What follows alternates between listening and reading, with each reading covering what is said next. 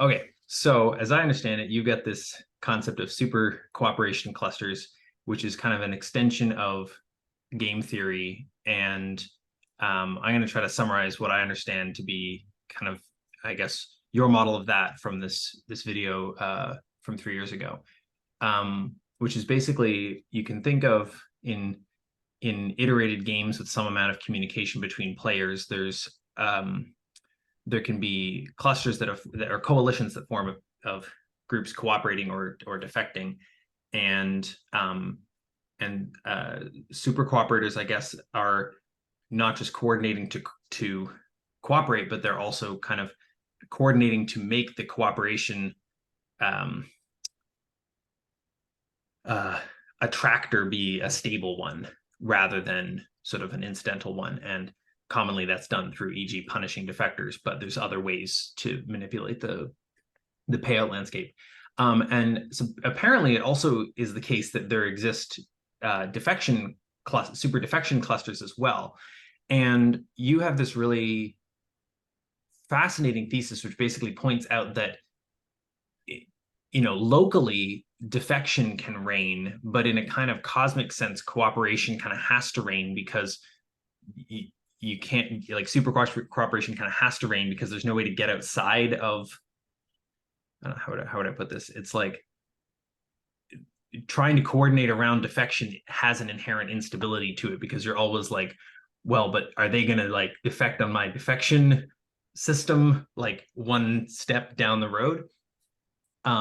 Whereas when you created a stable super cooperation attractor, it doesn't do that.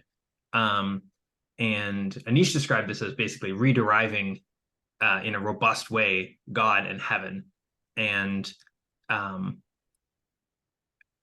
yeah, I find something really compelling here, and the sense of like that, yeah, that what you would want to do in navigating the world is cooperate with this super cooperation cluster as best you can currently figure out how, which is not going to be the same best that you'll have, a year or 5 years from now, assuming that you're learning and maturing in the meantime, growing in wisdom and so forth. And that, yeah, that there's a necessary open-endedness to this, that if you don't have the open-endedness, you fall into some sort of Malachian attractor where there's kind of direct competition for something and it sort of runs itself into the ground. And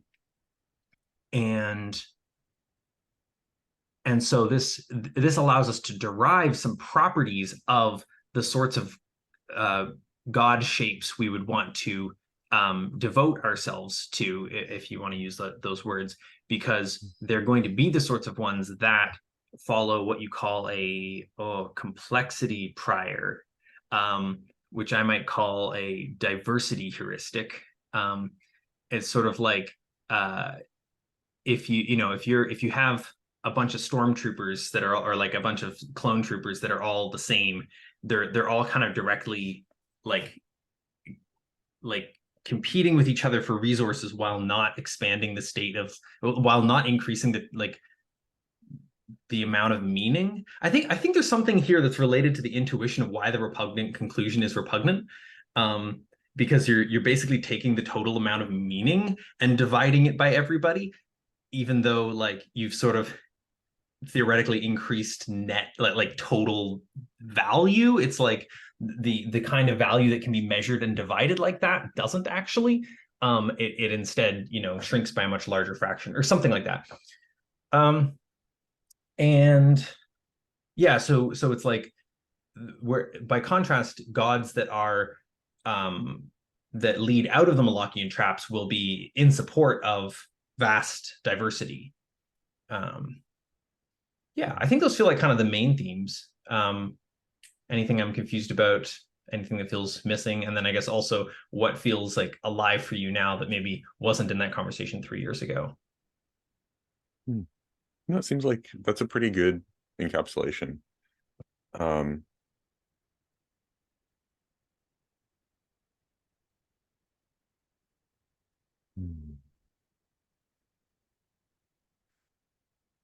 I guess one thing I'll say is that the other one, the Darwinian prior, the reason that I feel like this is important and not just an abstract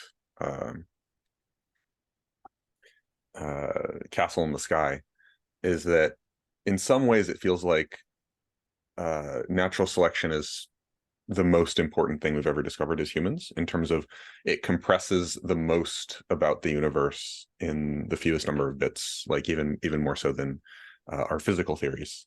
Yeah, Um, yeah, for sure. And it's also which even in some sense prior to, like, we could discover that some law of physics didn't hold exactly because of some edge case or some condition that we'd been taking for granted or something, but like it sort of never could not be the case that the sort of things that are better at sticking around and making more of themselves will tend to be the sort of things you see.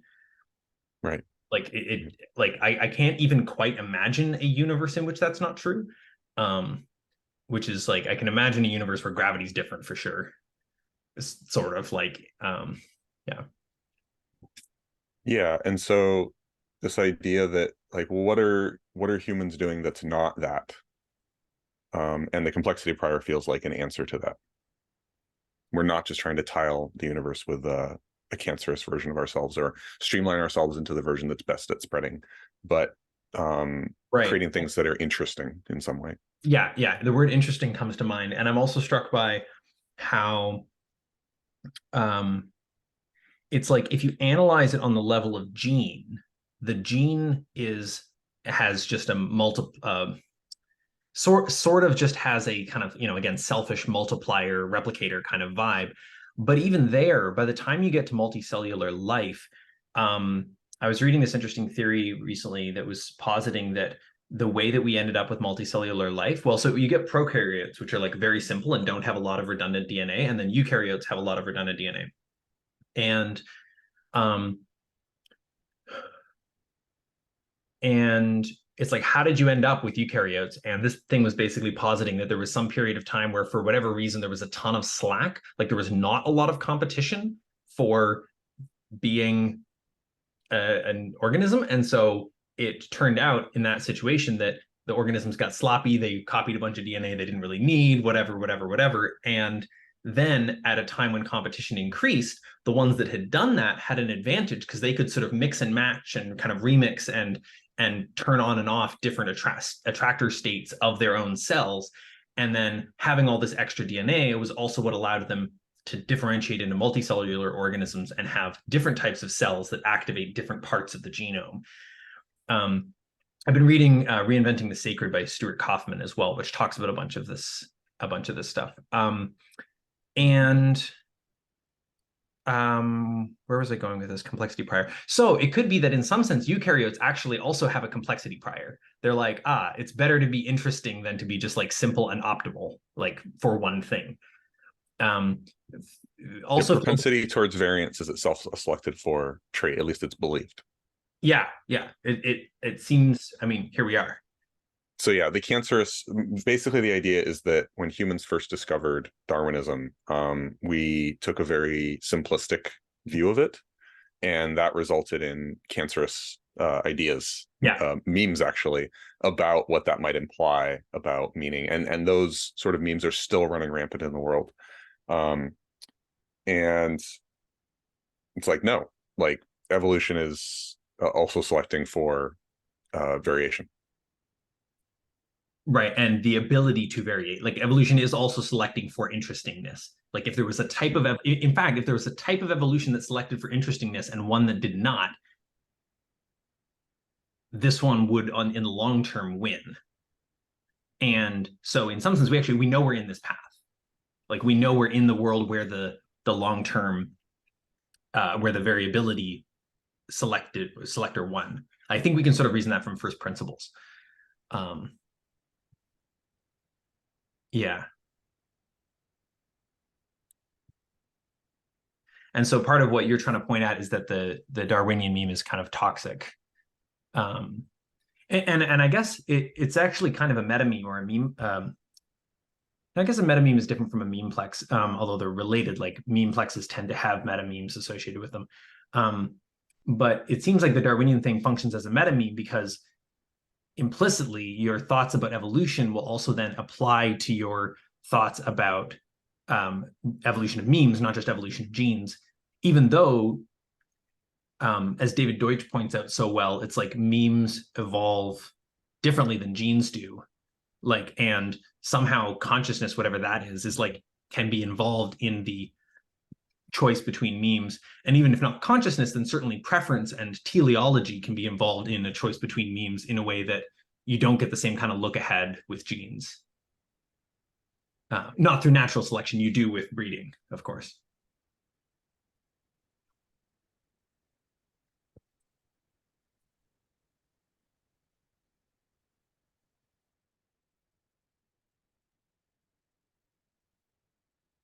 So I'm curious how this relates to the stuff you've been working on, because yeah, I could have some ideas, but my ideas on that are not very nuanced. I still don't have a full complex sense of your model. Yeah. A fun way to point at the center of it is connected with you saying, or you and Anish were kind of emerging this together, which is like the first contact protocol is that you've derived the first contact protocol. Like there's a self-referential quality to that. And when Twitter first released its edit tweet functionality last fall, I created this Quinean tweet which said the set of meta norms that everyone would converge upon if they went the set of meta norms for how to communicate that everyone would converge upon if they set out to find, and then like I quoted the tweet in itself. So it's like the set of meta norms that everyone of how to communicate that people would converge upon if they set out to find the set of meta norms that people would converge upon if they set out, etc. And yeah, fixed points. Right. And this is a very interesting fixed point because it's a kind of living fixed point. Like it doesn't, there's not a finality to it, but but like that question itself kind of, I have this image of like a drill, and like around the drill, like the drill is penetrating reality, and around the drill, like flowers are blossoming. I don't know. It's like the question penetrates deep into the heart of everything, and kind of, it's like,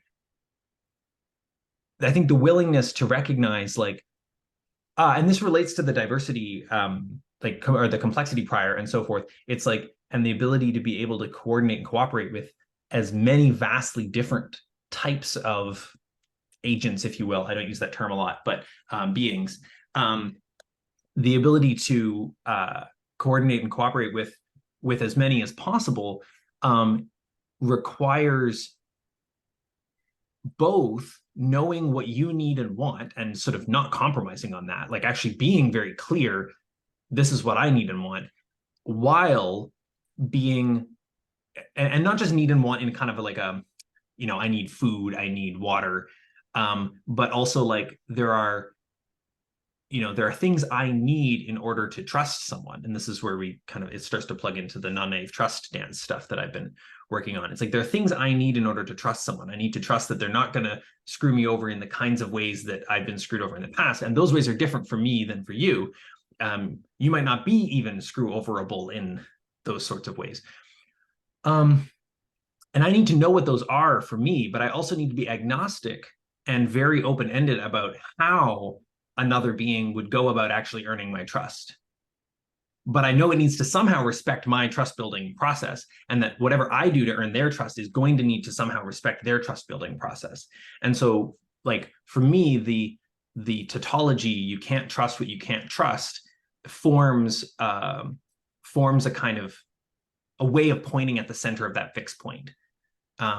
It's sort of like, oh, when I have first contact, whether that's, supposedly with literal aliens or, some godhead that emerges out of the vasty deep to like interface with us building AI or whatever, like, or whether the first contact is literally just me relating to you or a person, it's like we have, you and I, a bunch of shared context. We have the shared context of English. We have the shared context of having known each other a decade, all of these other things.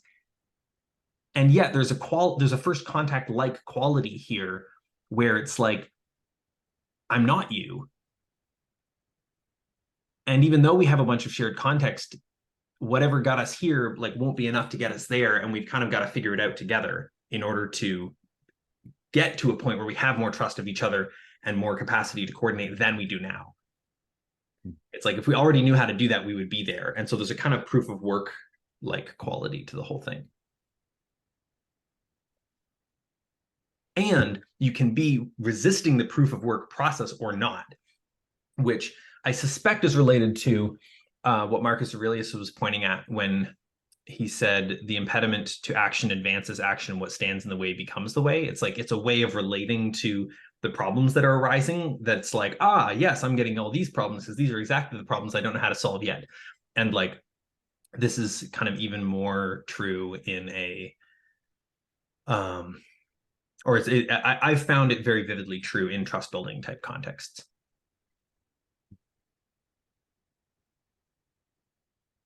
Yeah, in the spirit of the problems we don't know how to solve yet, I think that both of us are sort of on the same page around the problems we don't know how to solve yet on the bigger scale, which is something like preference aggregation.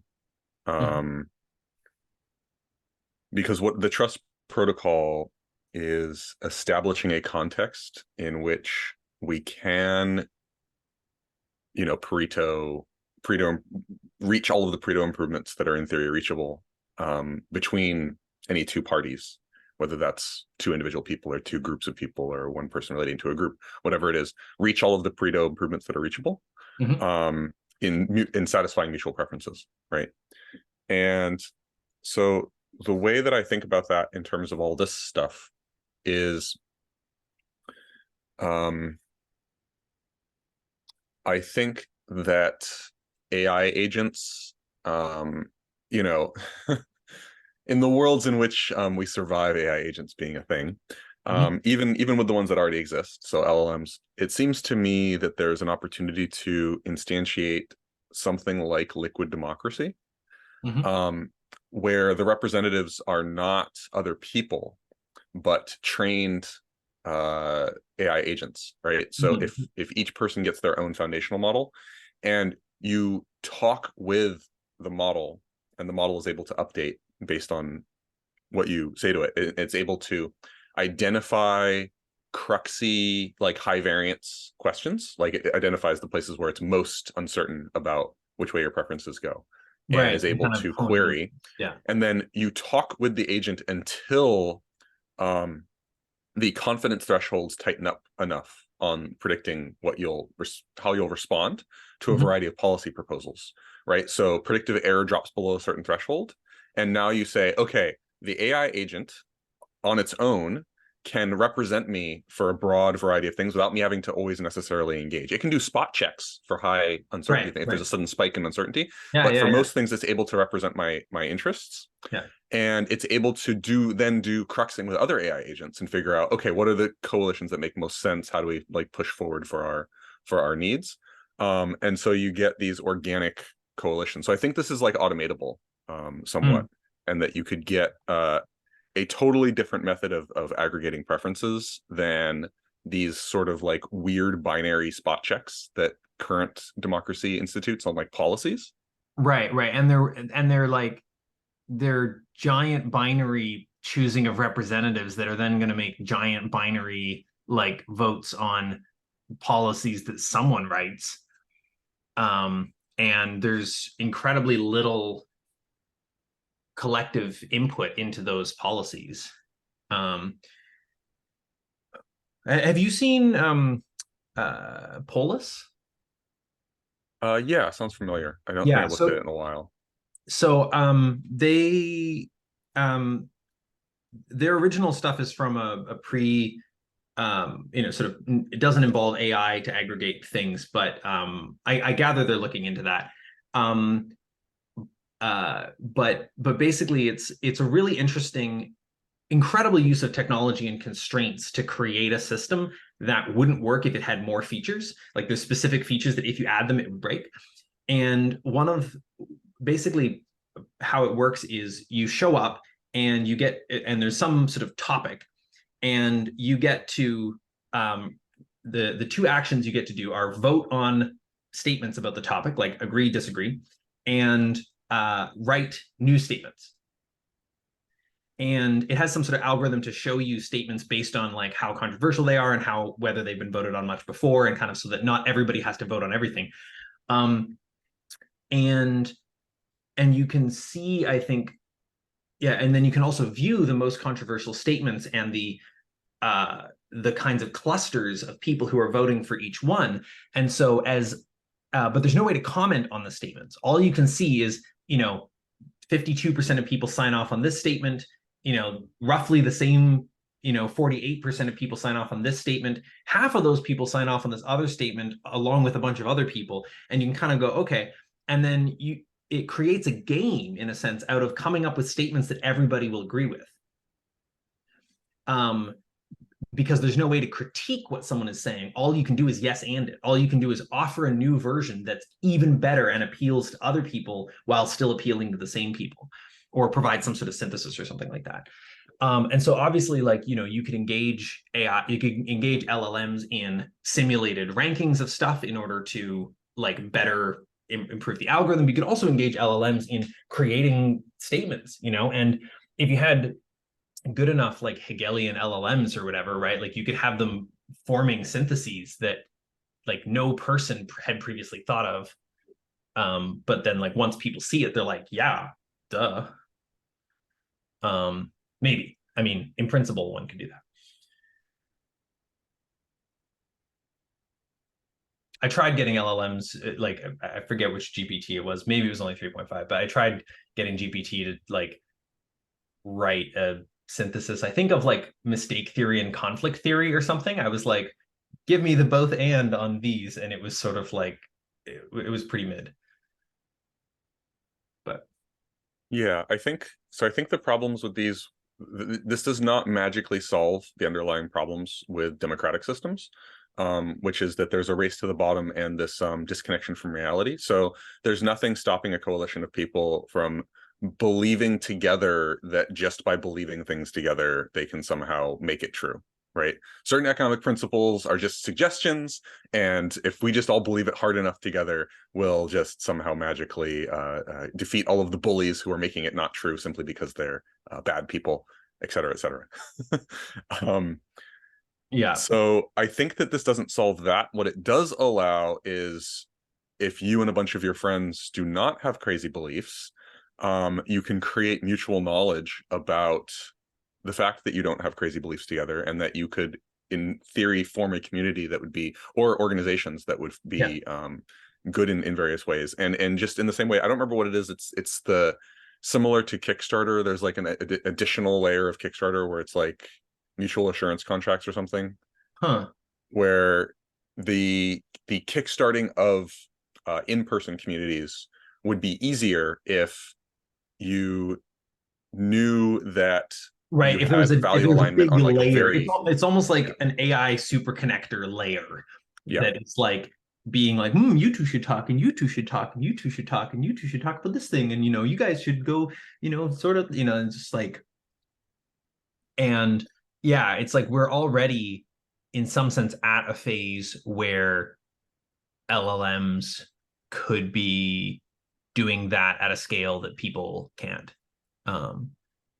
Because, well, I don't know, it's complex, but yeah. Yeah, so I'm imagining something like a free state project emerging from people's preference aggregator. Mm-hmm. Yeah.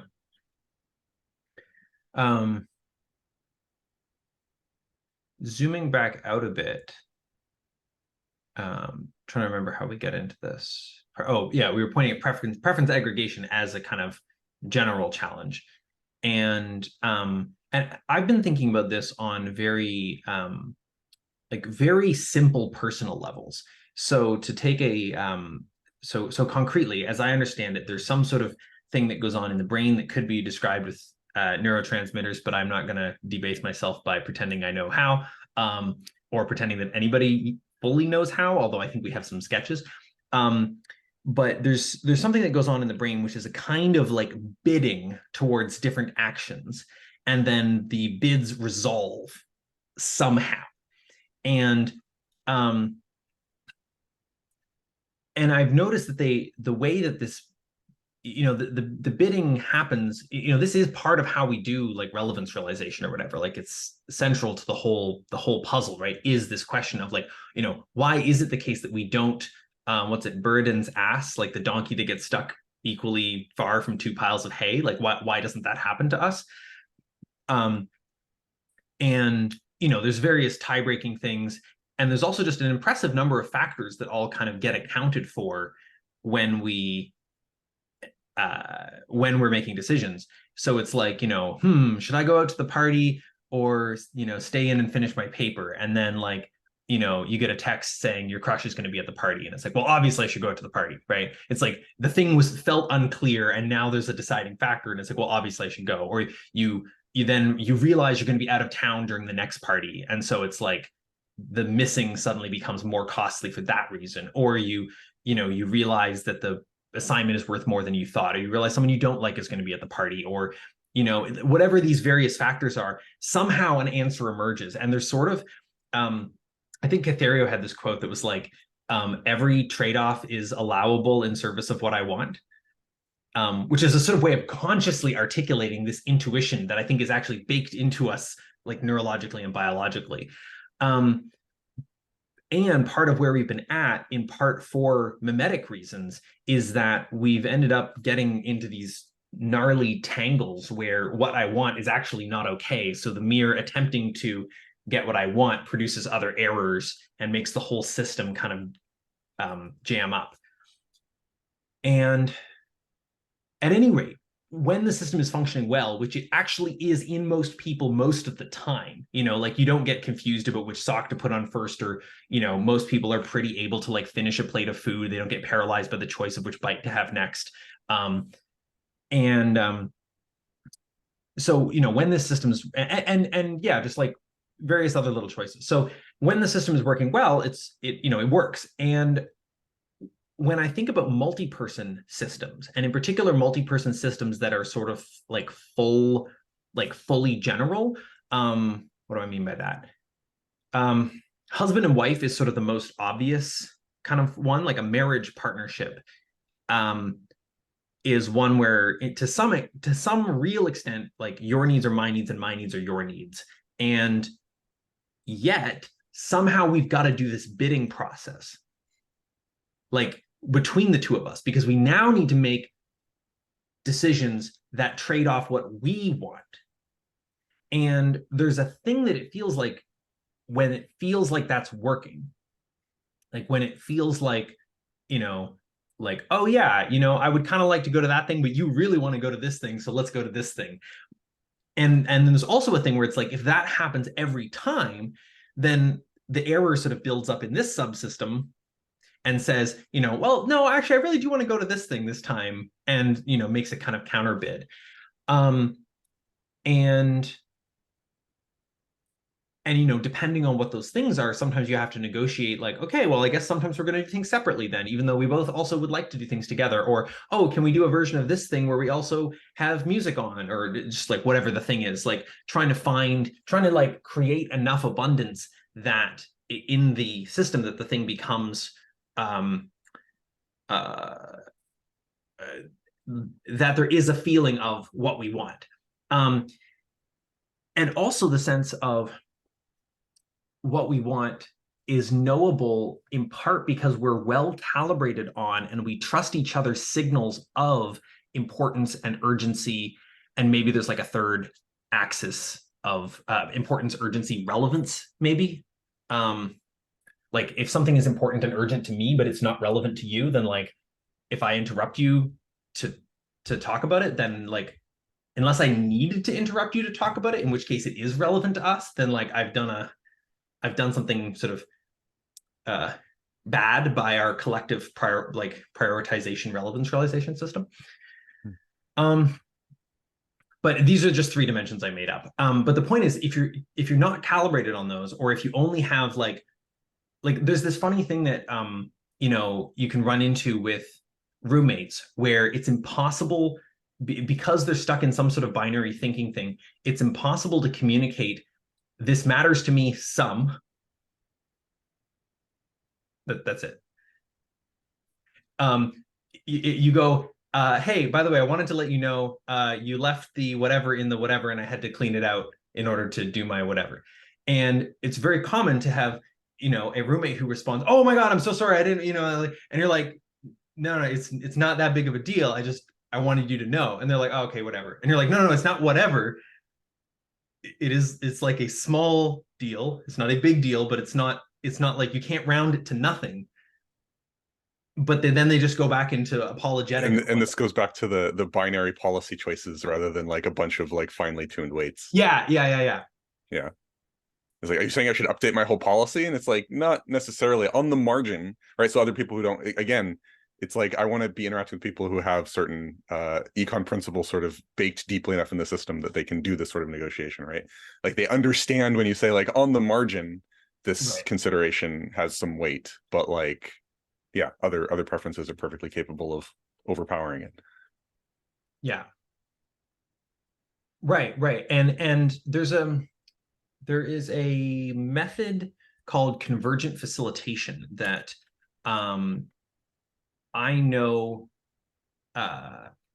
very little about, but enough to say something about how it's relevant, which is you've got a group that's trying to make some sort of decision, and the facilitator sort of takes on like IFS self-ish, self-type role, kind of something like that. And they try to draw out the careabouts of every participant in this decision-making process. I forget if the facilitator is themselves like allowed to be partial, or if they sort of have to be a third party to it. I'm not sure. But which raises other interesting ontological questions. But anyway, so they try to draw out what each participant cares about, and they try to reflect it back to that participant to the point where that participant feels that like the facilitator understands what they care about and why, and probably how much. I didn't see that named in the summary that I read of this, but it obviously feels relevant to the thing I just said. Like the thing doesn't work if you don't have a how much. So what they care about and why and how much. And then the facilitator proposes, like based on all of that, the facilitator, or maybe somebody else, can propose a course of action. And suppose that somebody else proposes it, the facilitator might say, okay, that seems great, except it doesn't account for, this dimension of this thing. So what if we do this instead? And that'll, incorporate your proposal and also this other thing. And then at some point, the facilitator says, here's the proposed course of action that we move forward with. Is everybody willing to live with this? Which is a kind of sort of consensus-ish thing that's not like we all think this is the best option for like sort of, it's not I think this is the best option if you had to ask me, but it's like I see this as an adequate option if you had to ask me, and that in the context of knowing what everybody else cares about, and knowing that I don't feel like we can get a better set of trade-offs for what they want and what I want. And so this process I'm seeing is an attempt to scaffold the kind of thing that's happening in your brain in a group. And seemingly it can work pretty well for at least certain kinds of things. Yeah. So with such processes, there's question of common currency, because that's the basis. So common currencies and separate ends, I would say, are the basis on which mutual like, why do we come together as people at all, right? There's some common currency on which we both care about and can exchange along those dimensions we both care about, and there's separate ends on which we both want different things, and so we come together to meet those different ends via the coordination mechanism. And so there's a question of it's always weird to me. We talk about utilitarianism, we talk about Vienna, axioms or other sorts of attempts at like formalizing preference aggregation, and it seems to elide the actual problem. So like with Aether variables, where you sweep all of the complexity into one little corner of the problem and then pretend everything is fine. Utilitarians sweep it all into the concept of utility, right? Right, which is And it's then like, like well, an your intractable utility, problem. yeah. Your utility doesn't take into account this. Is like, okay, well then that's not like anything can be like, that's the whole point of the word utility, is that it can include any of those dimensions. It's like a high dimensional thing. It's like, well, then what's the point? It's like, yeah, actually, it's fair. What's the point if you're just sweeping all the extra dimensions that you find as you go along into this Right. one unidimensional thing? Well, and in some ways, it's actually really funny because when I think about the stuff you talk about with Moloch and attractors, it's almost like the framing of utility is like Moloch waiting to happen in a place where like you didn't even need Moloch. Almost like it's like, why did you try to call all these one thing? Now they're going to seem like fungible and also at odds with each other, like competing with each other. Um, I'm struck by how a different system, which is also relevant to this. It's funny, I wasn't expecting we would go into so much like sort of specific political stuff, jamming on this. But there's a guy, what is his name? John Bunzel, I think, has a thing called the SimPol solution. I think that's the name of his book. And SimPol stands for simultaneous policy. And it's this really interesting game theory thing. Have you heard of it?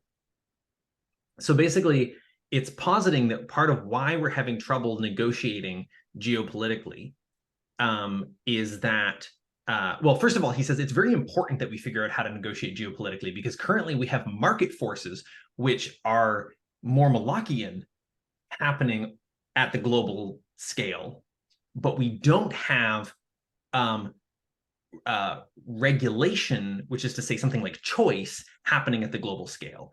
So that I think is quite interesting. Also, it's something like basically how he put it was like, suppose that one country wants to like, so it's like if a country tries to outlaw some bad externality practice, whether it's child slavery or some sort of emission pollution type thing, other countries can just outcompete them, and so there's sort of no way for them to like be globally competitive while taking actions that they believe to be right. um and um anyway, and so simultaneous policy proposes solving this by um uh having the countries negotiate many different dimensions at the same time, rather than just trying to negotiate over climate stuff. They come together and negotiate climate and international loan policy and um, uh, I mean, even climate is many different things, but like, internet, like taxes and like a whole bunch of other things. And because all of these things are on the table, you can now actually properly do trade-offs. You don't just have one country being like, well, fuck you, got mine, and another country being like, but this is ridiculous. And instead, you're like, well, but consider this. And so it's like, I forget exactly what the example was that he gave, but it was something like you could have an arrangement where the countries that are still trying to wean themselves off coal, like everyone agrees to a carbon tax, but then the countries that are still trying to wean themselves off coal have some sort of like um, temporary benefit that they're granted in exchange for doing something really important for like some island nations that are already getting fucked by rising sea, and well, like something like that. And it's kind of like if you're just negotiating one of the things and it doesn't work anymore. So I feel like we're sort of coming around again to the same idea, and this is related to the complexity prior. Like if you just have a bunch of clones, then there's nothing to negotiate over because there's no competitive advantage, but there's also, you all want exactly the same things. And so the difference, but then including, yeah, multiple factors at the same time so you can properly make trade-offs. Yeah, so one way I've thought about this is multidimensional currencies. So going back to the thing you said about you just called a bunch of things the same thing, and so now of course there's going to be problems. It's like, well, what are the common currencies that people attempt to establish, right? Mhm. One is pain, pleasure, axis, Yeah, and then various like good-heartable metrics for that. yeah, Another is sort of like ground truth. So you can see how if you start, but and these are making these into currencies makes sense, right? So the tribe wants to load balance the suffering that different people experience in the tribe, yeah, right? But as soon as you turn it into a currency, now you've run into the problem that moving up the simulacra stock on that currency makes sense as an arena of combat. totally, If I totally. get to define what counts as suffering, then I can set myself up to arbitrage this little suffering market that I have. Totally. Yeah. And this is part of what what I was referring to earlier when I talked about shifting from the internal. There's like, I was speaking about the married couple or the even just roommates trying to negotiate and trying to calibrate about like, it's like, can you tell how much somebody else cares about something? Like, do you actually trust your own sense of, like it's both like if someone says like, hey, this is a big deal, like we've really got to talk about this, um do you trust that in fact it is, or that they're, or are they just bluffing, kind of saying this is a big deal because that's how they get you to talk about it or something, but like it's like they just always say that or something.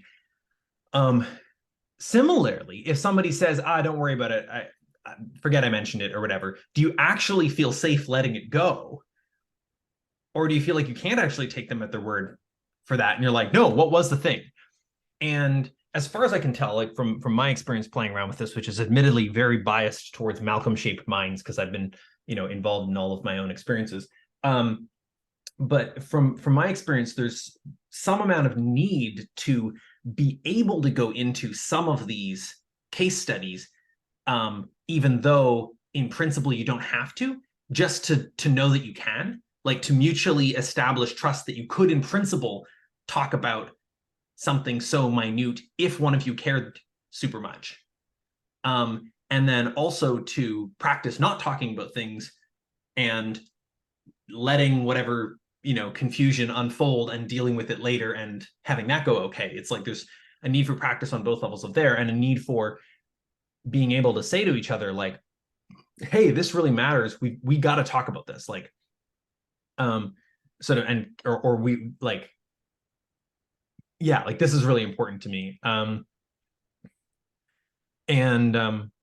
so yeah, I don't know exactly how this relates, but it feels very connected to the sense of like, people faking, or well, faking, people generating, let's say, suffering responses as a mode of manipulation. Mhm. One of the nice things about this whole structure is, to the extent that people can get more slack or something like that, there's an obvious um like, unless somebody has been co-opted by a very weird meme, there's a sense in which it's sort of obvious that ceteris paribus, you'd rather try being in a relationship with somebody who is not using such a strategy than someone who is. And moreover, someone who you can tell is not using such a strategy over someone who you can't tell, even if in fact they aren't. Um, and so this, I think, creates an attractor, like it creates a way out of the thing, but I don't know how. Like I can feel how obviously that kind of works on the level of like people choosing who to date or who to have as a co-founder in their company or whatever. Like in practice, we're mediocre at it. Like, some of us are better than others, and like sometimes we end up in relationships with people where, again, even if they're not using some sort of weird, tricky, good hearty, like faking kind of strategy, we can't tell that that's not what's going on, and so we don't trust their signals, and so things get all haywire. um but we're like somewhat okay at it at the level of like two individuals coming together. The question of how you scale that even bigger, I'm not sure. It feels to me like it's gotta be possible and gotta be fairly like sort of fractally possible, but in the same way that it's kind of hard to do the two-person one while you're still doing a bunch of like Hell Realm stuff or Hungry Ghost stuff or like your own like suffering loops, it might be that you can sort of only do proper like sane negotiation or whatever between multi-person groups, like, you know, this couple and that couple in negotiating with each other, or, you know, this community house and that company or whatever. Like, it may be that you can only properly do negotiation between those types of entities when you also like have wholeness, have the same negotiation on the scale below.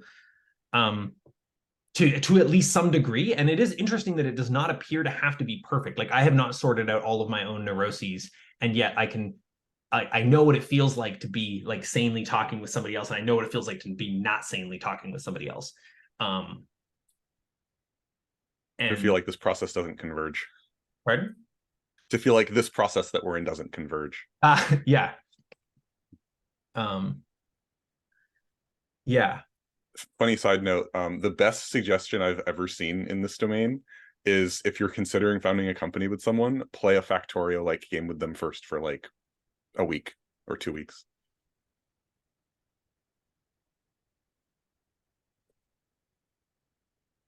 Yeah. Yeah. At least a week to really start to get the pain of like how you eat, like to feel the burn of how you each relate to your own and each other's like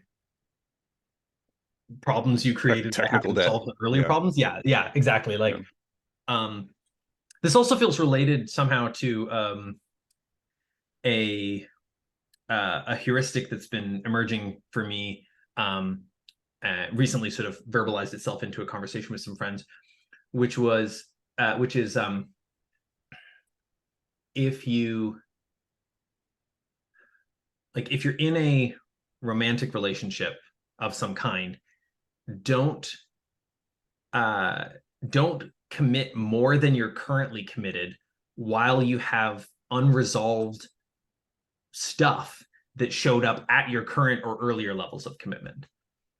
And so it's like, you know, that's everything from like, if something went super weird during your like first date, then it's like you can show up to have a second date, but don't like become like steady partners with this person while this thing still feels super weird. You know, don't start to have more expectations that are sort of built on top of a degree of trust that had in it a felt sense of, we're not on the same page here. It's like, cool, yeah, we're not on the same page here, so let's like commit harder. It's like, nope. And like likewise, it's like, you know, if you're you know, in a serious relationship and you have some like big fight, and the fight ends with you feeling like they didn't see me at all, like I don't feel like my world is in their world, or vice versa. I don't know how to relate any of this. It's like, don't go from there to being engaged.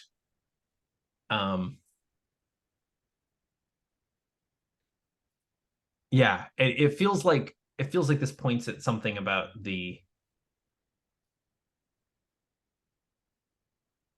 technical debt thing, right? Like, it's like you're making sure that at each point the relationship doesn't have, I don't know, it's not exactly the same thing though. Yeah.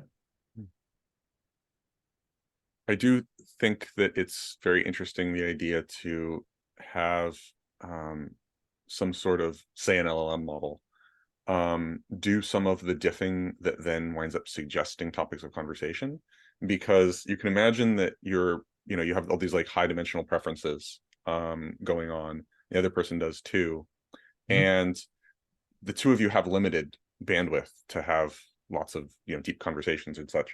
And so knowing, having a better sense, like I'll say it as my like experience from doing things like core transformation with people. People are actually quite good, if cued the right way, to really like get in and work with stuff that's meaningful to them. But Mm-hmm. the real struggle is often like knowing how to find trailheads and like scaffold, um, which is in one sense promising, because then if you're good at finding trailheads and scaffolding, then you can like help people with that. But in a two-person context, it would be really nice if there was some sort of process that helped identify mutual trailheads. And I think this was the sense of promise that people had from double cruxing was probably not the double cruxing heuristics themselves, but just the idea that if you do find mutual trailheads, that's already a big win, right? You found an area where both of you are interested in exploring further. And how you do that exploration is like less important, because like that's part of the whole thing, is like how we're going to navigate this area of mutual interest together. That's part of what you're going to learn as you do it, rather than like following along with, okay, so now we have to do it this way, and then now we have to figure out if there's a, you know, I don't remember the exact words, but yeah.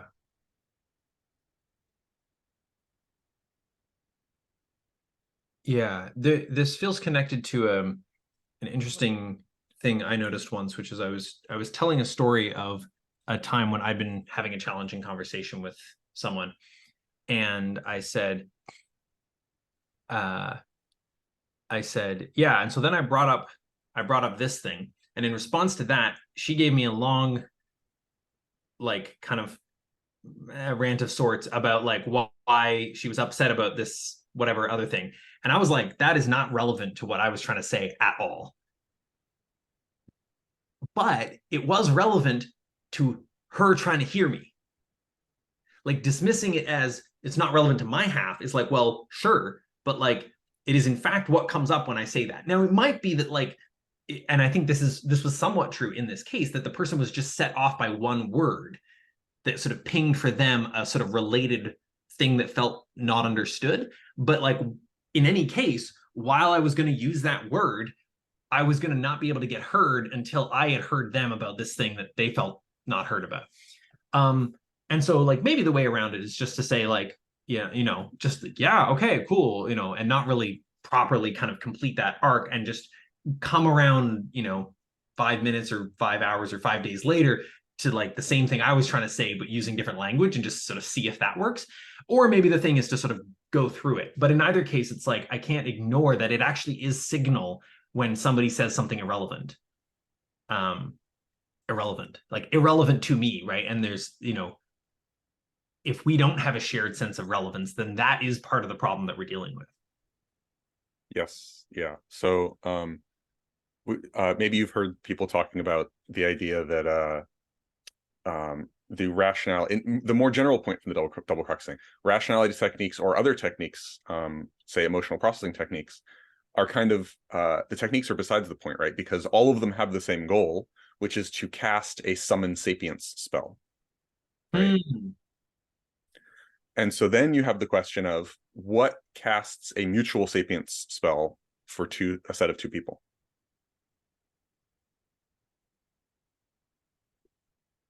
Interesting. I'm going to respond with a related question, a related sort of thing, which was, so I've been trying to like find invariances in the state of like communication advice or something like that.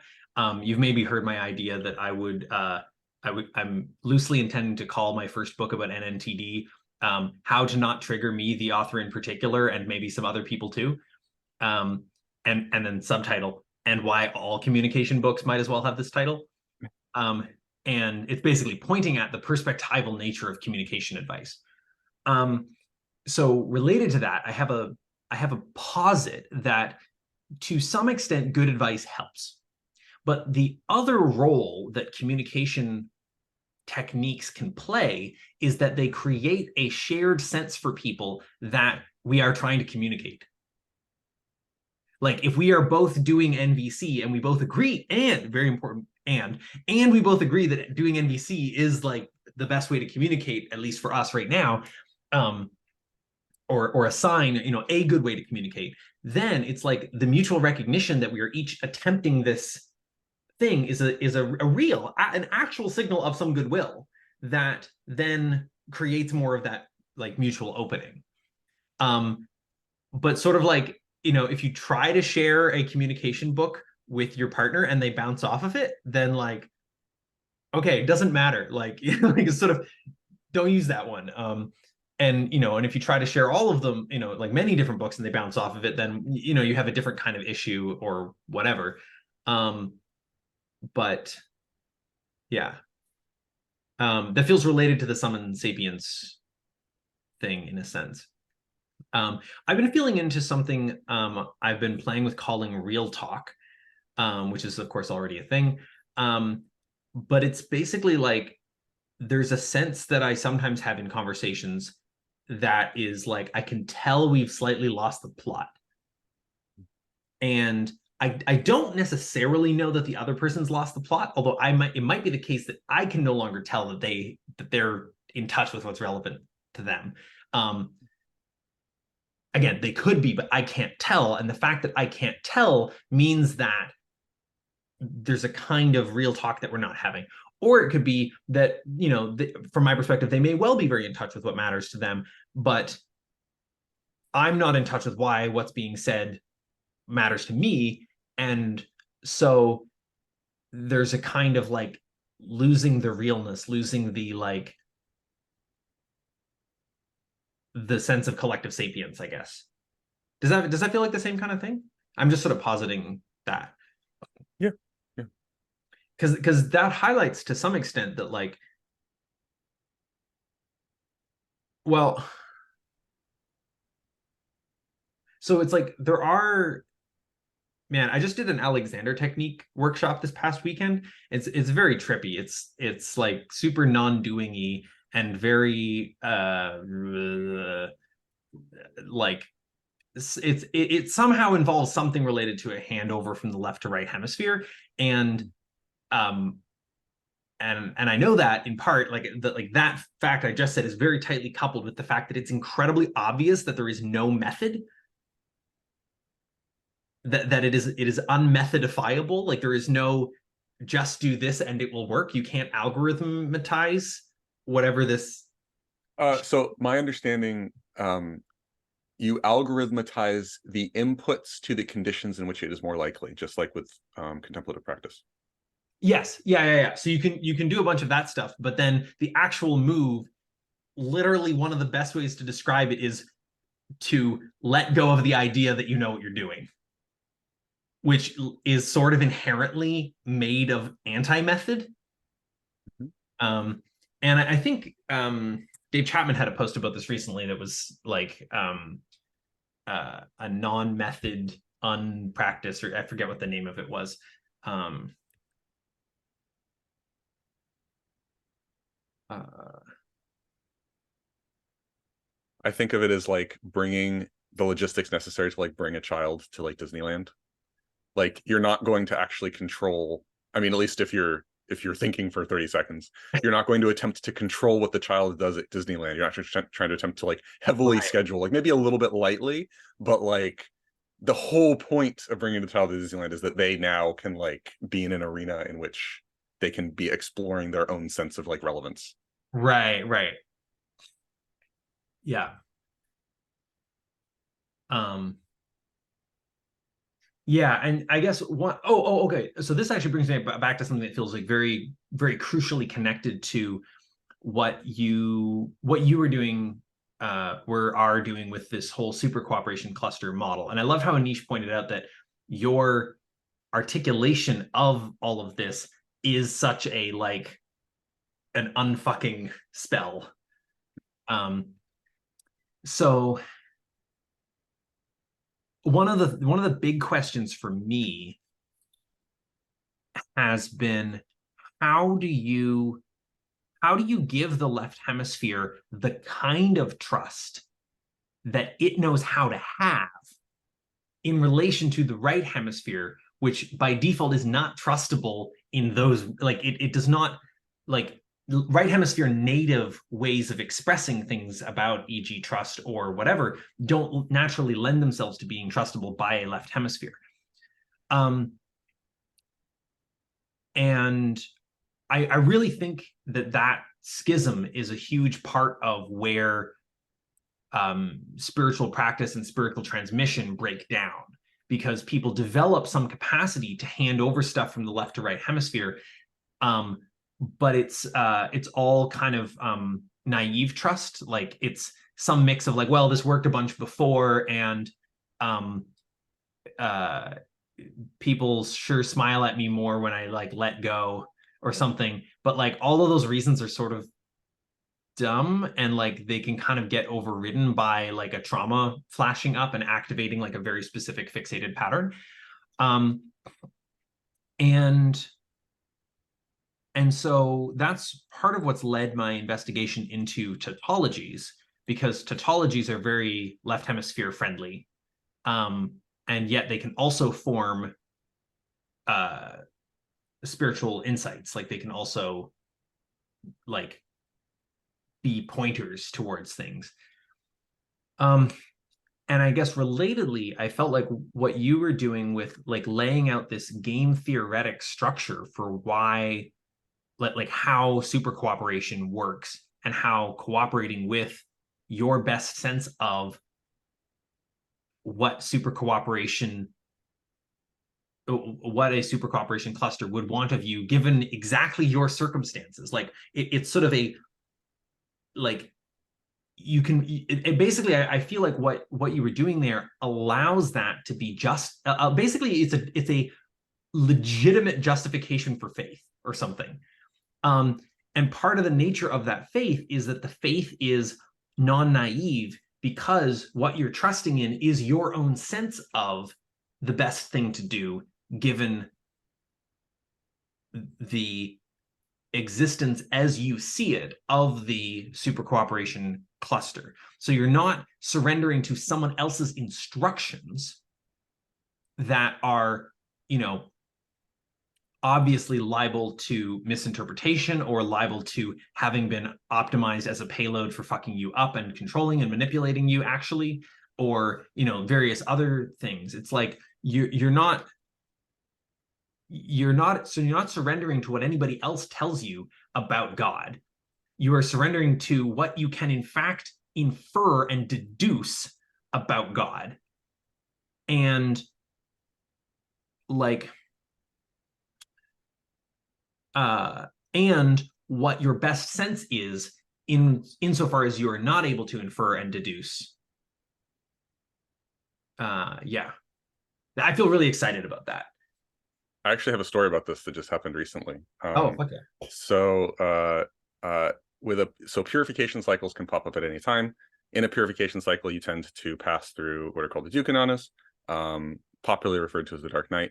Once you have like, it's kind of like psychedelic legs. Like once you sort of gotten used to them, they're not quite as bad. You're like, oh, this again, and you sort of just power through. But they still suck, right? So it can't just be in the same way that psychedelics can still knock you on your ass, even if you feel like you gotta you've done it plenty of times and you know what you're doing. It can still knock on your ass. That's kind of the whole point. I think anything that gets at the yeah, opinion like has to be like that. yeah. So in the fear nana, one of the dimensions of expression is paranoia, right? So it's sort of the opposite of faith. It's extreme doubt. It's like, how do you know anything? Anyone who you trust in could be trying to hurt you.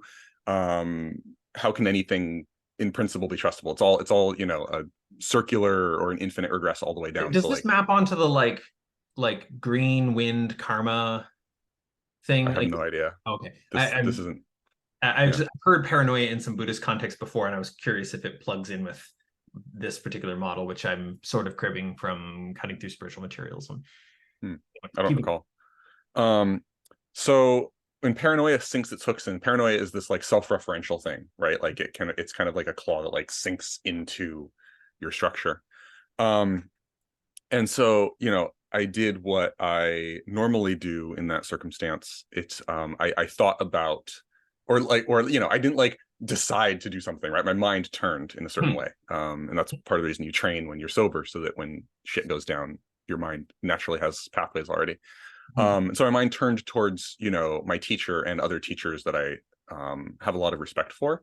And just that feeling of like beings who have dedicated themselves to helping people come through their suffering, right? And who, have been through this and come out the other side. And that can be a comfort. And then because of the nature of paranoia, it tries to it tries to sink its claws into that, right? It's like, how, who are these people? These are just crazy people. You can't verify for yourself anything that they've said, blah, blah, blah. And then the mind turns to Guanyin, right? So Guanyin is the bodhisattva of compassion. Mm-hmm. So Guanyin is like a tautological object, as Right, we were right, saying right, right. before. And it's like, but what if Guanyin, and I just started laughing. And it's like, yeah, bro, like, what if Guanyin doesn't want the best for you? Are you fucking retarded? Like, and it's the confidence all the way up, right? Right, right. So it's like Guan Yin by definition wants the best for you. Yes. And so what would you say to somebody who's like, but what if Guan Yin isn't real?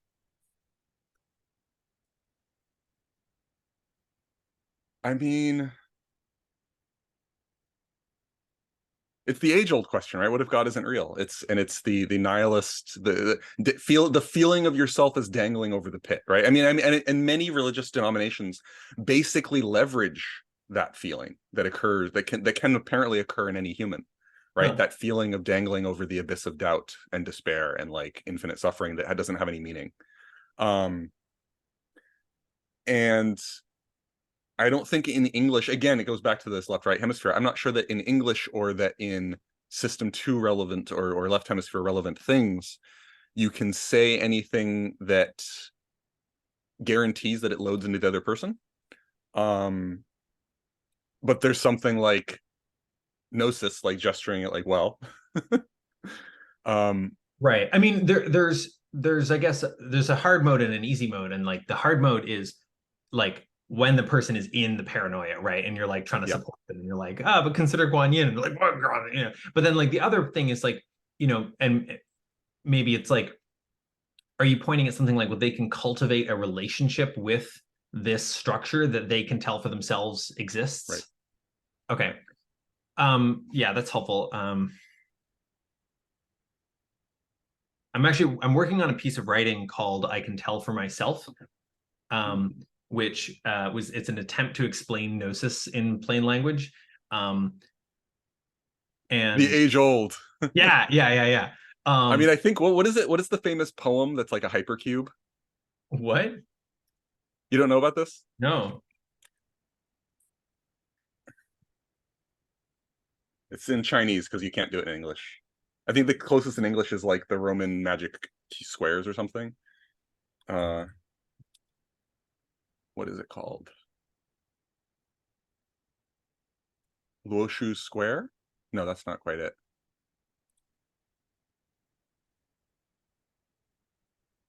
Uh,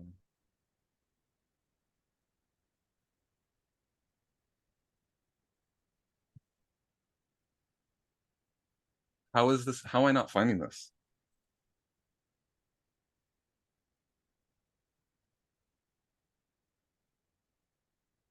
The internet has turned into such blog spam that this is no longer. Oh, Oh. you know what?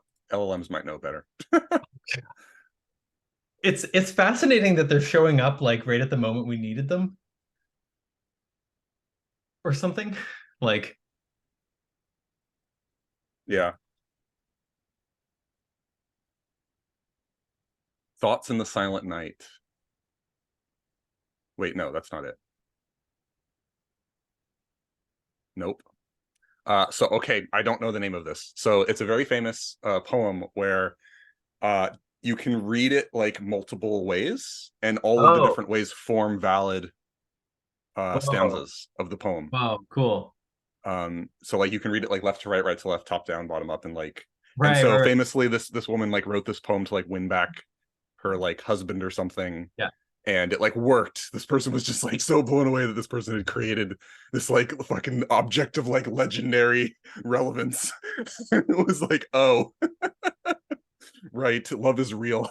Like, I don't know, it probably had like Gnosis in the moment. That I was, the reason I brought it up is it's almost like I was like, what would be legible to the left hemisphere? And it's like, I think it's Oh, this feeling sometimes people have of sublime or piercing through. So an aesthetic experience of that so overwhelmingly successfully communicates huh. the reality of something, like compassion or love or appreciation, that they, right, it is a Right, halting right. process on their And bullshit. I think where part of people get tripped up with this is that they've got their sense of things all really tightly coupled. And it's like the number, one of the things that I still don't understand, maybe at some point I will attempt to research this because probably somebody else has ever been confused about this as well. One of the things that I do not understand is how apologists make the jump from any sort of argument about the existence of God to therefore Bible. Like, therefore, like, take the Bible literally, this particular Bible, not the other one. Also, yeah, don't take that passage literally because that's not what we do around here. But the rest of it is literally true because reasoned argument for God. And it's like, even if you have a reasoned argument for God, I don't see how that gets you to this Bible. I think that we're privileged to be cosmopolitan, and so we don't quite understand what it's like to grow up in a completely wall-to-wall religious society. Wall to wall, same religious. Yes. Yeah. That is probably true. I feel like there's got to be some further explanation for it, though. Like, I guess, like, I'm thinking about people like Descartes and Aquinas and so on who were like doubting pretty hard. And then they were like, nah, but definitely God, though. And then, like, nowhere in there is, but how do we know that the Bible is actually accurately representing any of that? And I'm like, I really feel like that's a important question. Anyway, related to this, I feel like one of the reasons why people doubt is that they have an insight that has a quality of I can tell for myself, and then it appears to have implications that they can also tell for themselves aren't true. And they don't know how to separate those and retain the insight while also not letting it overwrite other important knowings. And these knowings are often things like trauma, right? It's like, so suppose you have I can tell for myself that God is real and benevolent, whatever that means, right? And then somebody at some point told you that that means that this sort of thing shouldn't happen. And you know for a fact that this sort of thing, like, does happen and in fact has happened to you. It's like people forget to question the kind of modus tollens link in between and end up questioning, well, but God can't be real because this thing. And it's like, but what actually can you tell for yourself? Like, and a lot of insights, people have talked about this in relation to like psychedelics, but also spiritual insights as well. It's like the insight is actually quite subtle. And again, because the insight is sort of hard to put into words, you can be easily led into thinking that the nature of your insight is some very particular thing that you've been learning about or reading about, or that the priest you've been talking to or the friend you've been talking to is on about right now. And so you have an insight that sort of vaguely correlates with that, and it makes you think you can tell for yourself that they're completely right, including all of the random weird implications that they are baking into that you would not have otherwise natively like realized simply by virtue of having this direct experience. I want to read a quote, a tweet by Chaos Prime, which is sort of I don't know, vaguely black hat version of this. Which says, personal gnosis is the important thing. Chaos has been tweeting a bunch about verified personal gnosis. Personal gnosis is the important thing. Once you've got yourself sufficiently culturally embedded that people will pattern match their personal gnosis to your hodological map, so your preferred point of view becomes an epiphanic revelation, you've got it made. I had to look up what the word hodological means. It means like a theory of growth, something like that. Yeah, it's essentially like, I mean, we can uncharitably, because there's problems with this, but the easy referent is what happened in the rationalist community, right? Once you defer to someone on their definition of rationality, well, now they own you because they're the arbiter of what counts as growth along this dimension. Right. Yeah, which then stunts you. Yes. In a very serious way. And yeah, it's very tricky. Those of us who would prefer to have that happen less, which is, all of us to the extent that we realize it, but some of us, we realize it. I think is like, I mean, I have my thoughts about like how to go about making, I guess you could say, hodological maps. This feels related to your saying attractors that say attractors are bad, actually. It's like hodological maps, if you will, that point their way out of that, where, you know, the first thing that you try to convey to the Padawan who's just had the, you know, the insight, the first thing you try to convey is, that's your insight. I don't know what you just learned. Something like that. But anyway, how would you approach that? Do you have for a sec?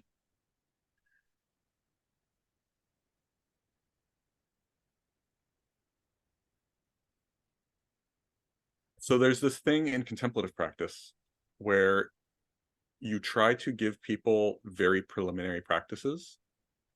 And the preliminary practices are, again, the thing going back to, they're just strengthening the inputs to creating a particular context in which good things can happen. And then it's like if you were like, people were like, we want to learn how to do martial arts, and like deeper, like the philosophy of like skillfully applying violence in the world. And you're like, oh yeah, okay, so I think we'll need to like build a dojo. And they're like, got it, architecture. Like, and it's like, well, I guess maybe so, like, and then you try to correct them and it doesn't, the correction kind of doesn't work. And you're like, I don't know, maybe I can make like an architecture school that tries to do the original thing.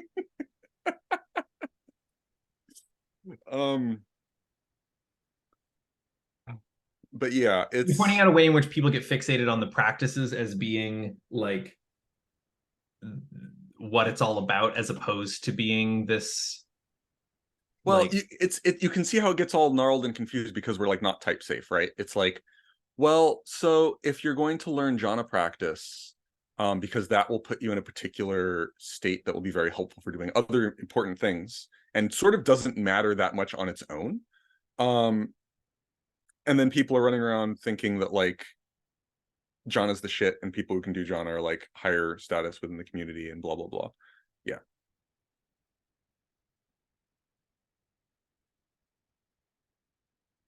right.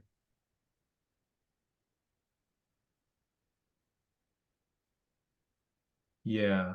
But you can see how it's kind of fractal, because like, then, so the thing I sent about like, maybe I can make an architecture school, it's like, well, maybe I can sort of like explain it, since that's become like legible to them, maybe I can explain it in such a way that like the jhana practice is actually like a microcosm of the whole thing. Maybe that will work. And then like a bunch of practices are like this, and now we have like millennia of people trying to layer things like this. Mm. And it's like, it's not wrong. You sort of like Christopher Alexander, you can teach architecture as like the path to Gnosis. Anything can be the path to Gnosis because it's all right here. Yeah. It's all literally immediately accessible. But like somehow you have to go through whatever like unblocked channels people have, like whatever trusted spaces they have. And then, you know, very rapidly after you do this, it can become an untrusted channel for many other people, because now it's a thing that some Right. people Right. got something good from. So therefore, oh Yeah. Yeah. This is I'm curious what you think of kind of my approach, or I don't know if I dare call it a solution or something, but like to this is to emphasize two things. One of which is no,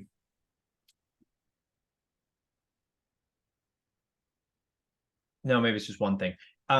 Basically, like, rather than focus on like having people be trustworthy, or having articulations even be good, or like anything in that kind of space, like focus on helping people cultivate their own BS detectors. And so that's maybe thing number one. And then thing number two is the recognition that the BS detector is actually made out of Gnosis. And so it's like, if a teacher is saying something and you're like, that sounds dumb, it's like your own that sounds dumb is actually part of your own Gnosis and wisdom. And if you can kind of turn the thing around and notice, It's like, okay, where in my direct experience is that? Somehow I know that what I interpret them as saying is dumb. Now, maybe what they're saying is not dumb. I can't sort of actually know that, but I can know that I'm having some sort of interpretation that I think has a problem. And in some sense, I can tell it has a problem. And that's where um the bridge with the like I can tell for myself. It's like, I can't, it's not for me to say that this person has no realizations or enlightened whatevers, but I can tell that something that they're saying or doing does not work for me. And it's like if you sort of turn around and kind of really like honor that and refuse to kind of, well, it's like simultaneously refuse to back down on it, like refuse to let what they're saying override what you are knowing, while also somehow staying creatively open-ended. And I think unless you end up reifying something weird in the process, these two are actually mutually supportive. Like the act of really truly honoring your own epistemic process and not trying to override it with what other people are telling you, even though you can tell something's not quite on about it. The act of doing that, it makes you more open-minded in a non-naive way. Like you can actually now listen because you trust yourself to say what if the thing is made of what. Yeah, yeah. And there's an interplay with, so this is the healthy skepticism side of things, right? So there's faith and there's healthy skepticism. So Yeah. doubt is like the bad inversion of faith, where you just sort of are in this groundless state of like, I can never know anything, including like useful things that are obviously helpful, or like things that you care about, or denying that you care about them. And then healthy skepticism of being able to, yeah, like notice your own tinges of like coherence and consistency and correspondence. Uh, and yeah, like I think there's a case to be made that being able to, another instance of another microcosm is if you had a practice that was cultivating strength, right, for both of those sides, so that they can have like healthy dialogues with each other. Cultivating strength, So both faith and healthy skepticism. yes, yeah. Yeah. Um, Yeah, and they really do mutually reinforce, because it's like to the extent that you have healthy skepticism, you can really, in some sense, take your insights at face value because you're not letting them imply dozens of other stuff without sort of checking. You're sort of like, wow, I just realized something. I definitely can tell from this sensation I am having an insight. It seems like it's maybe about this. Right? But you're kind of like you're fully embracing the like I had an insight while having this quality of like, what was it about? It's not that I have zero idea what it was about. but yeah, I might have a different idea what it was about a year from now, which it's always a Yeah. very interesting experience. Yeah. Yeah, for sure. So yeah, so what else do we want to explore um around I don't know, super cooperation cluster, spirituality, left hemisphere trust? I think that was a pretty good chunk of stuff, Yeah. probably. Any dangling pointers? I made a connection with a book I've been reading called Facets of Unity by A.H. Hmm. Almas. I think he's behind the Diamond School or something, which I think is upstream lineage-wise from from one of the things that's currently called Aletheia. There are many, of course. And they talk a lot about the unfoldment of the soul. And he says a bunch of interesting stuff about like particular kinds of dualistic delusions and how they kind of reinforce each other, and then basically pointing at like non-duality in various ways being objectively true, and basically like you can observe it for yourself. And of course he's got this lovely hodological map that like you can later have an insight, and then like, oh, it's the thing that he was talking, right? um uh anyway, and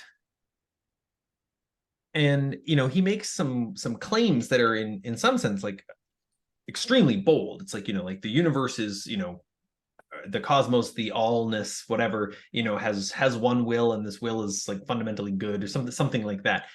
And um and he sort of, he doesn't back up these claims. He's just sort of saying like, if you look in the right place, you can tell for yourself that something is true, and I am currently attempting to point to that something with some words. He doesn't say sort of quite so clearly. I really like breaking down the, like, you can tell for yourself that something is true, and then like here's some words for it. But he's pretty good at it. And but it occurred to me that, again, in terms of bridging the left and right hemispheres, that basically like having the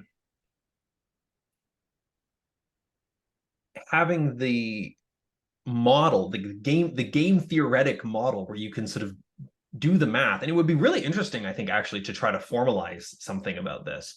It would be some mix of like a causal stuff and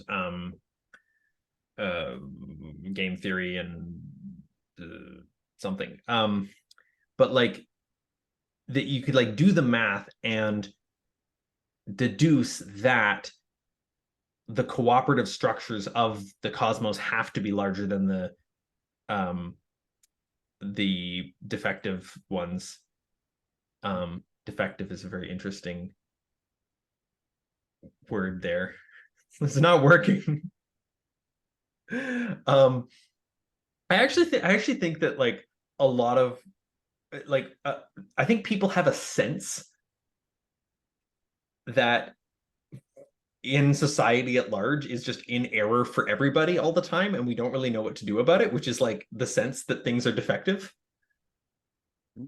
We're like, we seem to be in a defective system, right? Like a sense that things are not working properly. But it's like, we know what heaven feels like. We know what it would feel like if we were in a world where like we could all tell that we could all tell that we could all tell that everybody was happy with how we were arranging all of the trade-offs of all of the everything.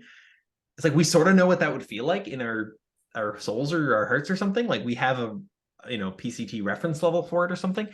I think that's a reference to, I think that the egregore of an individual tribe can be sort of convergent laminar flow, not suffering, whatever you want to call it, or be in a state of like, oh, there's unresolved stuff, and that sort of everyone in the tribe has a sense of there's unresolved stuff, which would create the energy and motivation for everyone to get together and be like, okay, let's like hash out, let's like wiggle until right. But I mean, literally, like, let's like dance around the fire and scream, like, if we need to, right? Yeah, Like, let's wiggle until the egregore is like, okay. Yeah, jiggle it back into position or whatever. Yes. Yeah, but we're like super far gone from that now. Like it's like there's barely like an experience of that in living memory at the sorts of scales that we're trying to coordinate at. If you're lucky, like your parents knew what that felt like. But like that's also, yeah, I had another thought too.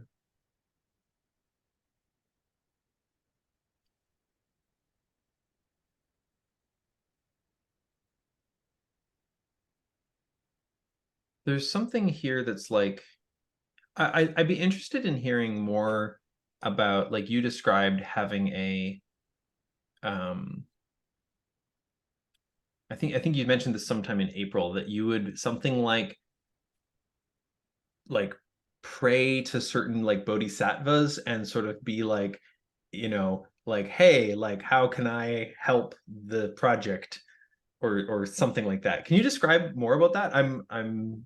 I'm very curious, because I felt inspired towards something like that, and I periodically do. Like I've gotten a lot out of attempting to like imagine the sort of utopia I want to live in and what it would feel like to be part of its like egregoric superego, and then like insofar as it exists already as a phenomenon that I can relate to, even if like the external world is not very aligned with it. It's like, okay, so what do I do given that? Like, how do I birth this thing as conducted in part by the thing that I'm like wanting to birth? Yeah, I'm interested in how you approach that. Yeah, so this might be one of a couple things. You might be remembering the technique that I was given by my school for dealing with harsh contemplative experiences. I mean, it's probably also useful in bad psychedelic experiences as well. And it's essentially, the idea is that you can be in a very contracted state of consciousness in certain at certain times and places where not much is accessible. Like if you could be just fully human at things, like lots of things just wouldn't be a problem, right? But by definition, triggering situations or scary situations are ones where we become very contracted, and so you need techniques that like will scale down and be available. And so the idea that prayer is a technique that the desire for deliverance from suffering is available even in very contracted states often. It can not be. You can have actual just blind terror, but most of the time, at least the desire to be away from whatever's happening is available. And if that can scaffold onto a request to any energies that are available that might be particularly suited for the current situation, or might be particularly suited to resonate with you personally.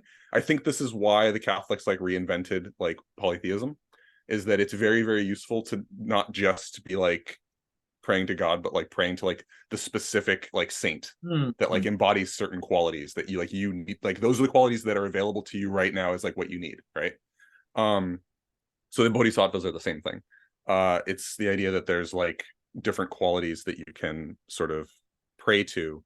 And yeah, the reality is that doesn't really matter at a certain level, right? It's like you're praying to the like platonic concept of compassion. Like, is it real? Like, what does that even mean? Like, Yeah. Does this feel connected with like ideal parent figure protocol for you? Oh yeah. Yeah. Right. So it's like one of the ways that I found myself framing like IPF is something like the infant knows what it would feel like to be loved. Mm-hmm. And so it's like you can part of what the infant does not know is how to validate that feeling even when you're not getting the inputs that you would be expecting by it. But it's like as an adult, like revisiting it, you can say like, oh man, like I sure don't feel loved, but I sure know what feeling loved would feel like, and I would sure like that. Yeah, I fucking would. Man, that would be great. And like the act of doing that gives you back part of the love or something that you're missing. Um, it's not everything, and it shouldn't be a replacement for actual relationships, but it can undo the sort of gaslighting, like the overwritten sense of I don't even deserve this or something like that. I think a lot of people wind up reparenting themselves in the act of parenting their own children. Yeah.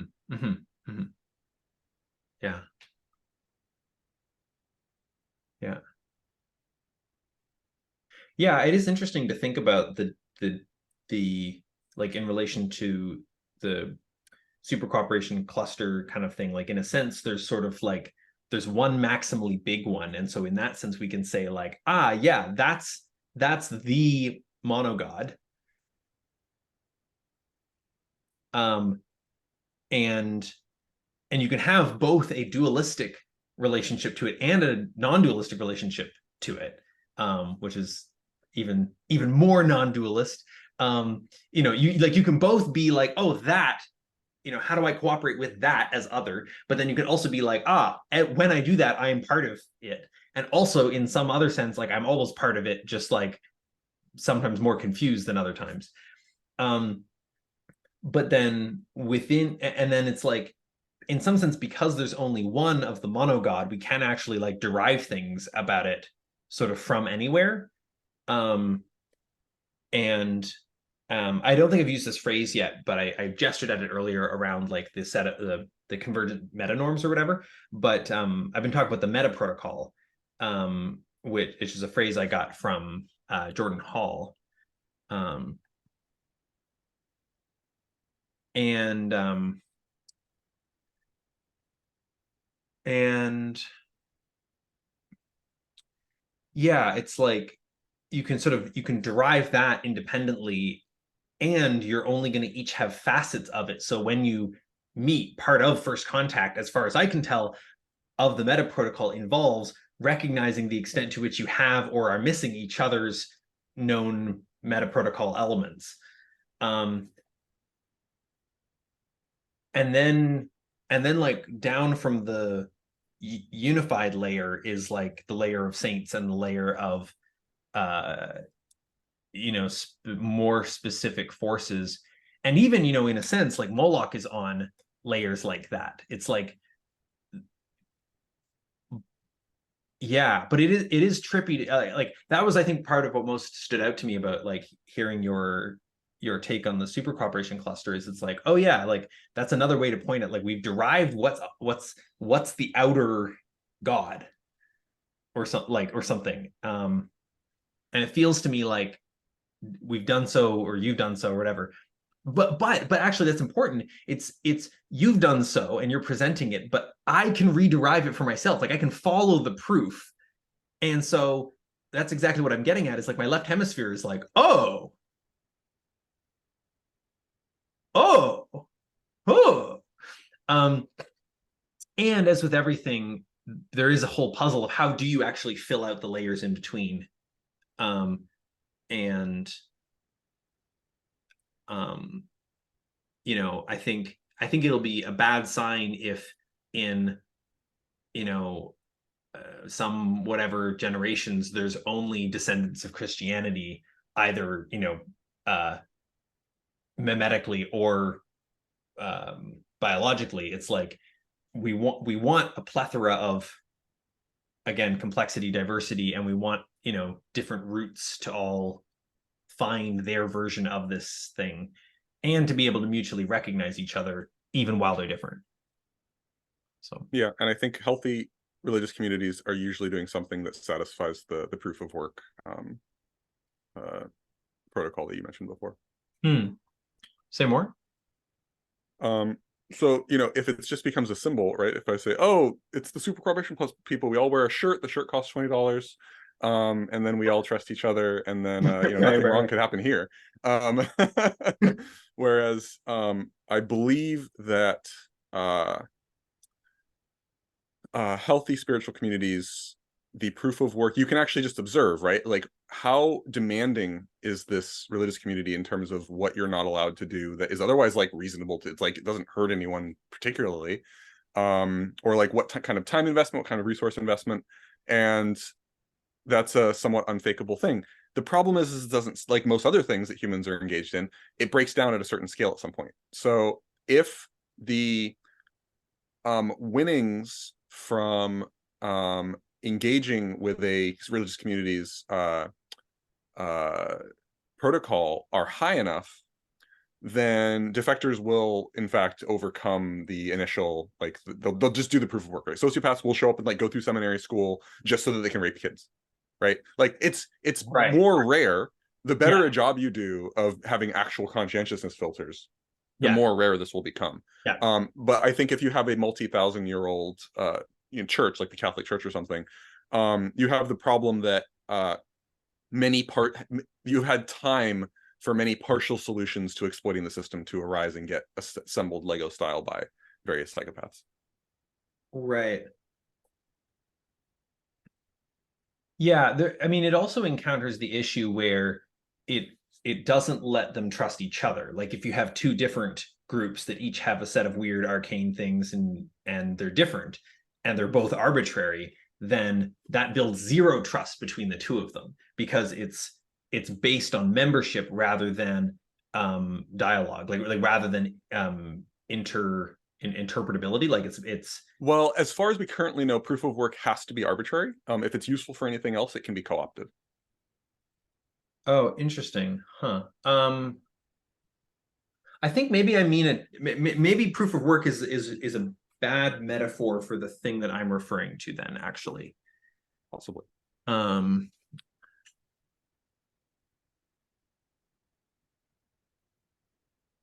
I think I'm pointing at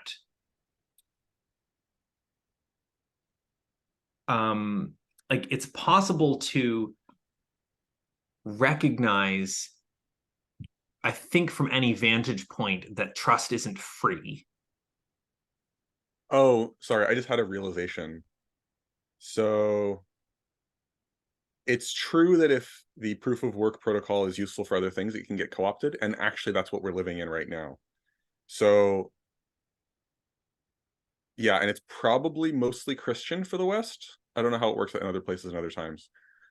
So if I know nothing else but that you are devoutly religious, um, and that you expend a bunch of resources and time and effort doing that, I know that you are willing to engage in a process of doing a bunch of arbitrary things with like Oh, high reliability for a bunch of yeah. time. So capitalism is in fact built on top of this particular type of structure, because now psychopaths can build things called companies, which want a bunch of religious workers who are religious. They don't really particularly care if they're religious towards anything at all. It's just, will you show up and do arbitrary tasks very Yeah. reliably? Right, right. And so part of what I've been mapping out is that like there needs to be a rebuilding of society from the ground up based on gnosis and based on non-arbitrariness. Um, Hmm. where I mean the question of how we get there is a whole puzzle. But yeah, it's like the um yeah, and there is still a question of something like what role does arbitrariness play? And somehow related to that, I find myself with the a thing I came up with a while ago that's something like what free will is for like like there it's like in any given moment, like either I do the will of God because I know what it is, and like obviously that's the thing to do. If it like if it weren't obvious, it wouldn't be knowably to me the will of God. Or I don't know what the will of God is, in which case I can do whatever I feel like, and God will incorporate that into the grand plan necessarily because it will have happened, and so it has to be incorporated. And so it's like, is there a does God have to make all the choices? It's like, nah, sometimes I'm just like, what kind of ice cream do I want, to like name the kind of classic inconsequential choice. But also like, what do I feel like doing today? Is it this or is it that? And like sometimes maybe there's an answer that's like, oh yeah, like clearly the will of God is for me to do this thing. But other times it's like, unclear. And that, like, in a sense, like if it's not obvious what's to do, what I need to do, then it's like that's a sign that, well, partly it's a sign that I'm not sufficiently plugged into the whole in order to figure out what it would be that I would need to do. But also partially it's a sign that like I'm free to be me, like just me or something like that. Um Somewhere here is like when it comes to like scaling, I guess, organizations based on gnosis, like to operationalize what I mean by that, it's something like that everybody would feel at every moment that they know why they're doing what they're doing, or at least they don't have a sense of like there's something I'm missing about why I'm doing what I'm doing. Like it would, and like I could tell, and like a trust that I could tell if I were out of touch with my whyness here or I something. feel like you're kind of asking everyone, including like young people, to like have a lot of virtue or something.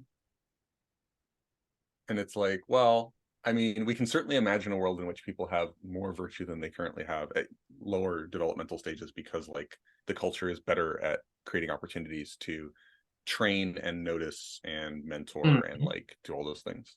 Mm-hmm. Um, but I don't think it like fully generalizes. Like, Yeah, I mean, I'm missing a lot of pieces here, but I guess I'm pointing at like there could be a type of organization that doesn't do the arbitrariness thing, and there could be a type of religion that also doesn't do the arbitrariness thing, and whose um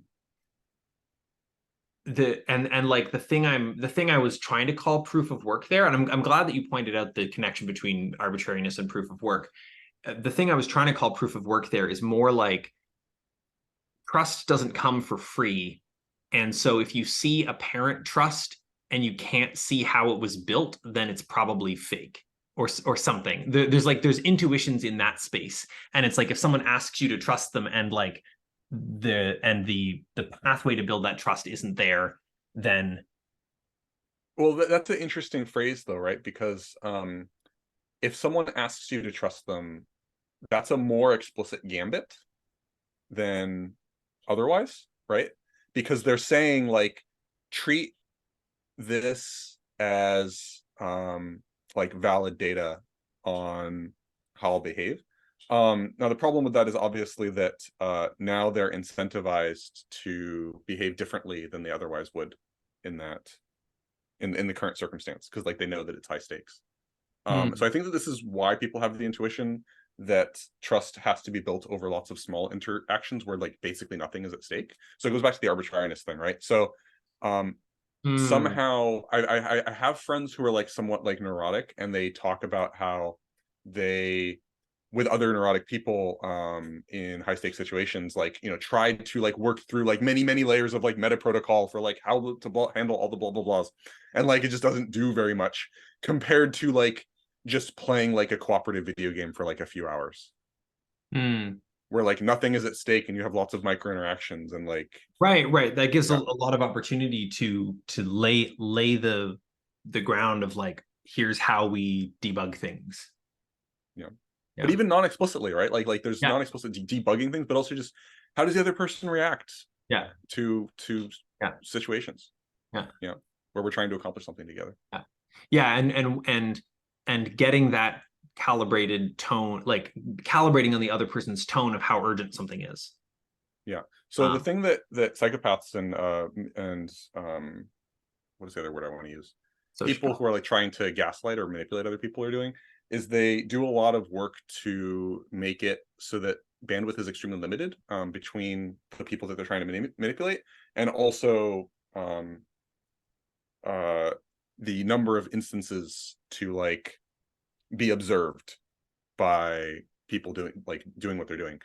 So the way to detect that is to like massively increase the bandwidth, right? Like have a situation in which like there's tons and tons of micro interactions between the two of you, and also you see them having lots and lots of micro interactions with other people, right? Like I think people have these intuitions, but they don't necessarily. It's useful to know that it's like it's something that you should explicitly go for, right?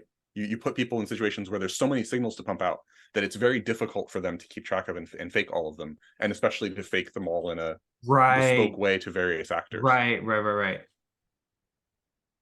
Yeah. Yeah. One of my open questions with respect to all of this stuff is what is the place of psychopaths and sociopaths in heaven? I do think that there's something about having your immune system is a fascist police state. So there's certainly things around the ability to be like, nope, we're cutting out some of this thing is cancerous, and yes, it's like unpleasant, and yes, we're killing off some cells, but we're doing it. So yeah. And also you can't have I believe personally that you can't have fully general psychopath detectors without the possibility, because human brains aren't type safe, once again, without the possibility of that kind of simulation, internal simulation that's useful for detecting and reading out psychopathy, to occasionally escape the sandbox and take over the person, and actually that person becomes a defector in your group. Right. Yeah. I mean, I guess one of the ways that I've thought about this is like, it's more like you have to, like, you create a situation in which, and we've kind of been talking about this kind of in the background the whole time, like a situation in which like there actually isn't a way to get ahead by defecting. where the landscape just doesn't line up like that. And so it's like there's no like Yeah, I do think that the solution in the short term, at least, will probably look something like, so since defectors have shorter time horizons than cooperators on average, and also like empirically, like psychopaths have lower conscientiousness and lower, higher time preference. right, interesting. We will simply develop things such that like their preferences are most easily met by inconsequential bullshit like video games and sex simulations or something. Huh.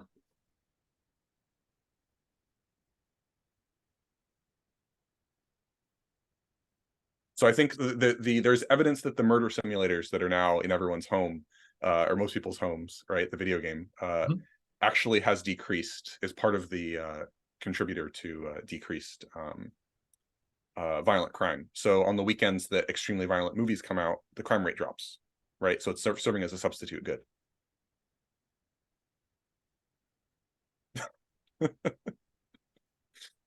Right. And then if you get an explosion of possible content via like AI, That's such that fine-tuned to each person's yeah, thing. Like, yes, like we will lose some people to wireheading. I don't know what that trade-off looks like, but right. I mean, it does like once everybody is losable to wireheading because the wires are sufficiently hot, it's like that then creates the need for the emergence of um uh ways out, more when people recognize like, wait, God, I've been, doing nothing but staring at my VR for 2 weeks. Uh okay, hang on a sec, and then it's like those people will have their crisis moments, and it'll be like other addictions, and in some sense it's gonna force us to solve addiction in a fully general way, actually, I do worry that we will if we make avoid making exactly the simulations that would be most helpful. So we will avoid making maybe not, I don't know.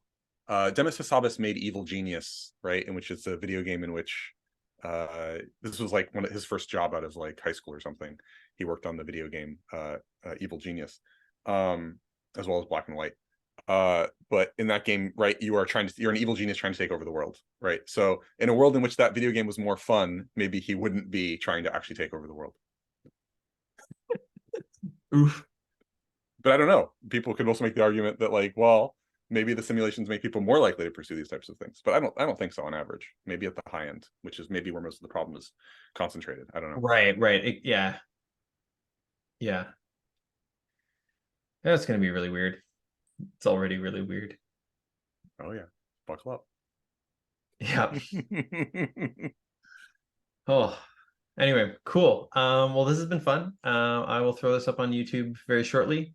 To those watching, I will put a link to many of the things that we've talked about down below. I've been kind of jotting them down as we've named them.